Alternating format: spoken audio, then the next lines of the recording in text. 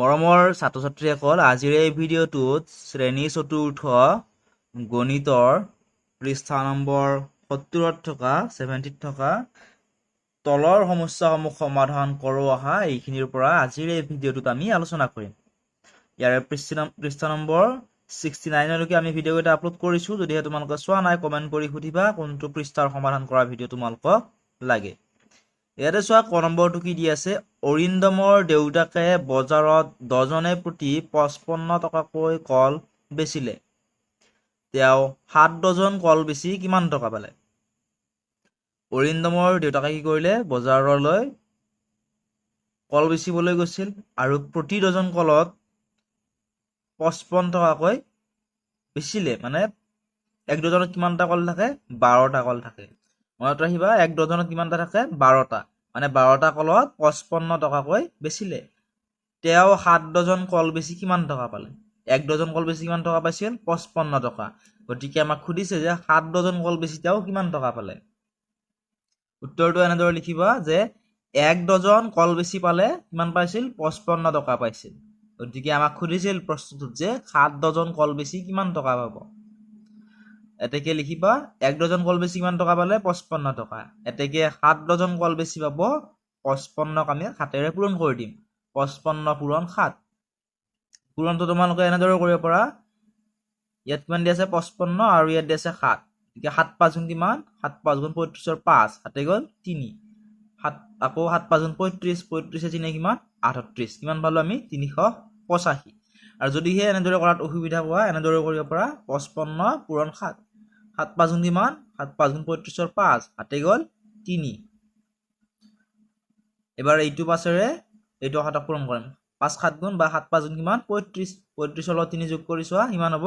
38। গতিকে উত্তৰটো তোমালোকে এনেদৰে লিখিবা, তেওঁ মানে অৰিন্দমৰ দেউতাকে 7 ডজন কল বেচি পালে 385 টকা। ক নম্বৰটো চোৱা কি দিয়া আছিল, চেলিমে দৈনিক 160খন বাতৰি কাকত বিক্ৰী কৰে। চেলিম নামৰ মানুহজনে কি কৰে? দৈনিক মানে প্ৰতিদিনে, দৈনিক মানে হ'ল প্ৰতিদিনে 160খন বাতৰি কাকত বিক্ৰী কৰে। 6 দিনত তেওঁ কিমানখন বাতৰি কাকত বিক্ৰী কৰিব? এতিয়া আমাক সুধিছে যে চেলিমে একদিনত 160খন বাতৰি কাকত বিক্ৰী কৰে। এতিয়া চেলিমে 6 দিনত কিমানখন বাতৰি কাকত বিক্ৰী কৰিব? আমি কি কৰিম? 160ক আমি 6ৰে পূৰণ কৰি দিম। দিলে তেওঁ 6 দিনত কিমানখন বাতৰি কাকত বিক্ৰী কৰিব? আমি উত্তৰটো পাম। গতিকে উত্তৰটো এনেদৰে লিখিবা, একদিনত মানে দৈনিক কিমানখন বাতৰি কাকত বিক্ৰী কৰে? 160খন। গতিকে একদিনত বা দৈনিক বাতৰি কাকত বিক্ৰী কৰে 160খন। আমাক প্ৰশ্নত কি সুধিছিল? 6 দিনত তেওঁ কিমানখন বাতৰি কাকত বিক্ৰী কৰিব আমাক সুধিছিল। গতিকে এনেদৰে লিখিবা, এতেকে 6 দিনত বাতৰি কাকত বিক্ৰী কৰিব। 160ক আমি 6ৰে পূৰণ কৰি দিম। 160 পূৰণ 6। পূৰণটো তোমালোকে এনেদৰে কৰিব পাৰা, 6ৰ লগত 0 পূৰণ কৰা। 6ৰ লগত 0 পূৰণ কৰিলে কিমান হ'ব? 0। 6 6 গুণ কিমান? 6 6 গুণ 36। 36ৰ 6 পাতিবা, 7 গ'ল, 7 যাব 3। 6 1 গুণ 6, 7 3 যোগ কৰিলে কিমান হ'ব? 9। কিমান পালো? 960। বা এনেদৰে কৰিব পৰা, 160 পূৰণ 6। 6ৰ লগত 0 পূৰণ কৰিলে হ'ব 0। 6 6 গুণ 36ৰ 6, 7 গ'ল 3। 6 1 গুণ 6, 6 3 হ'ব 9। গতিকে কিমানখন বাতৰি কাকত বিক্ৰী কৰিব চেলিমে? 960খন বাতৰি কাকত 6 দিনত চেলিমে বিক্ৰী কৰিব। গতিকে ইয়াতে তোমালোকে লিখি ল'বা, চেলিমে 960খন বাতৰি কাকত 6 দিনত তেওঁ বিক্ৰী কৰিব। গ নম্বৰ দিয়া আছিল, সোণমণিয়ে দেউতাকৰ লগত জোতাৰ দোকানলৈ গ'ল। তেওঁ 300 টকাত এযোৰ জোতা কিনিলে। তেনেকুৱা দুযোৰ জোতা কিনিলে কিমান টকা লাগিব? সোণমণিয়ে কি কৰিলে?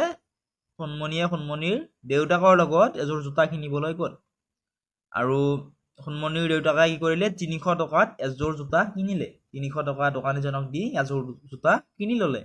তেনেকুৱা দুযোৰ জোতা কিনিলে কিমান টকা লাগিব? একযোৰত কিমান দাম? 300 টকা। গতিকে দুযোৰৰ জোতা কিনিলে কিমান লাগিব? 300 পূৰণ 2 সমান 600 টকা। এনেদৰে কৰিবা, একযোৰ জোতা কিনিবলৈ দিব লাগে কিমান? 300 টকা। আমাক ইয়াত দিয়া আছে এযোৰ জোতা কিনিবলৈ কিমান টকা প্ৰয়োজন? 300 টকা। গতিকে দুযোৰ জোতা কিনিবলৈ কিমান টকা লাগিব আমাক সুধিছে। লিখিবা, এতেকে দুযোৰ জোতা কিনিবলৈ দিব লাগিব 300ক আমি 2ৰে পূৰণ কৰি দিম। 300 পূৰণ 2।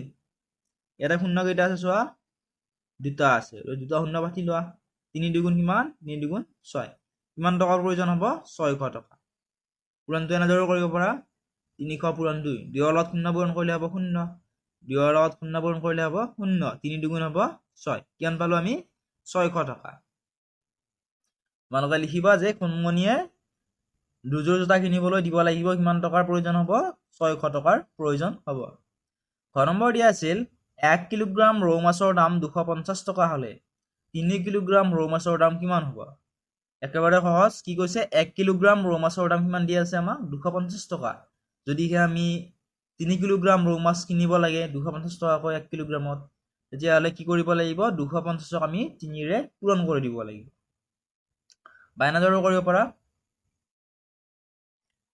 1 কিলোগ্ৰাম ৰৌ মাছৰ দাম কিমান দিয়া আছে আমাক 250 টকা দিয়া আছে 1 কিলোগ্ৰাম ৰৌ মাছৰ দাম আমাক কি সুধিছিল 3 কিলোগ্ৰাম ৰৌ মাছৰ দাম কিমান হ'ব আমাক সুধিছিল একে লিখিবা এতেকে 3 কিলোগ্ৰাম ৰৌ মাছৰ দাম হ'ব 250 টকা আমি 3 ৰে পূৰণ কৰি দিম 250 পূৰণ 3 3 লগত 0 পূৰণ কৰিলে কিমান হ'ব 0 3 5 গুণ কিমান 3 5 গুণ 15 15 ৰ 5 হাতে গ'ল 1 3 দুগুণ 6 হাতে 1 তো যোগ কৰিলে কিমান হ'ব 7 কিমান পালো 750 টকা পূৰণটো এনেদৰে কৰিব পাৰা 3 লগত 0 পূৰণ কৰিলে হ'ব 0 5 3 গুণ হ'ব 15 15 ৰ 5 হাতে গ'ল 1 3 দুগুণ 6 হাতে 1 তো যোগ কৰিলে হ'ব 7 গতিকে উত্তৰটো কিমান পালো আমি 750 টকা গতিকে ইয়াতো তোমালোকে লিখিবা যে 3 কিলোগ্ৰাম ৰৌ মাছৰ দাম হ'ব 750 টকা যদি 1 কিলোগ্ৰামত 250 টকা হয় 3 কিলোগ্ৰাম ৰৌ মাছৰ দাম হ'ব 750 টকা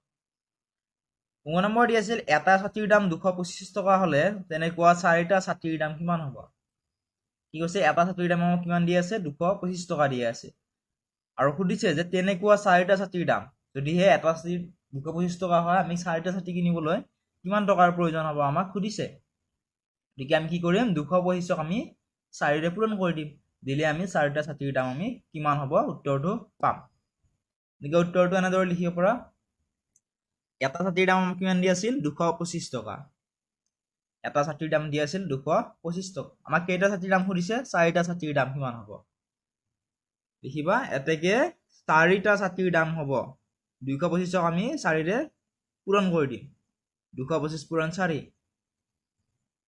5 4 গুণ কিমান 5 4 গুণ 20 ৰ 0 হাতে গ'ল 2 4 দুগুণ 8 হাতে 2 আছিল আধে 2 কিমান আধে 2 10 ৰ 0 হাতে গ'ল 1 4 দুগুণ 8 হাতে 1 তো যোগ কৰিলে হ'ব 9 গতিকে চাৰিটা ছাতিৰ দাম আমি কিমান পালো 900 টকা পালো পূৰণটো এনেদৰে কৰিব পৰা 225 পূৰণ 4 5 4 গুণ কিমান 5 4 গুণ 20 ৰ 0 হাতে গ'ল 2 4 দুগুণ 8 আধে 2 কিমান হ'ব হাতে 2 আছিল আধে 2 হ'ব 10 10 ৰ 0 হাতে গ'ল 1 4 দুগুণ 8 হাতে 1 তো যোগ কৰিলে হ'ব 9 গতিকে উত্তৰটো তোমালোকে লিখিবা চাৰিটা ছাতিৰ দাম হ'ব 900 টকা এটা ছাতিৰ দাম যদি 225 টকা হয় চাৰিটা ছাতিৰ দাম হ'ব 900 টকা এনেদৰে পালো আমি 225 আমি 4 ৰে পূৰণ কৰি দিলো দিওতে আমি 900 টকাটো পালো গতিকে আজিৰ এই ভিডিঅ'টোত আমি ক খ গ ঘ এই চাৰিটা আমি সমাধান কৰিলো ইয়াৰে গ ঘ ঙ এই পাঁচটা আমি সমাধান কৰিলো ইয়াৰে পিছৰ ভিডিঅ'টো মানে পাৰ্ট 2 প্ৰথম ছ দ্বিতীয় ছ আৰু বৰ্গ ছ এই তিনিটা আমি সমাধান কৰিম যদি এই ভিডিঅ'টোৰ লিংক লাগে কমেন্ট কৰি সুধিবা মই তোমালোকক লিংকটো দি দিম অথবা ডেসক্ৰিপচনতো লিংক দিয়া আছে তাত ক্লিক কৰি তোমালোকে চাব পাৰিবা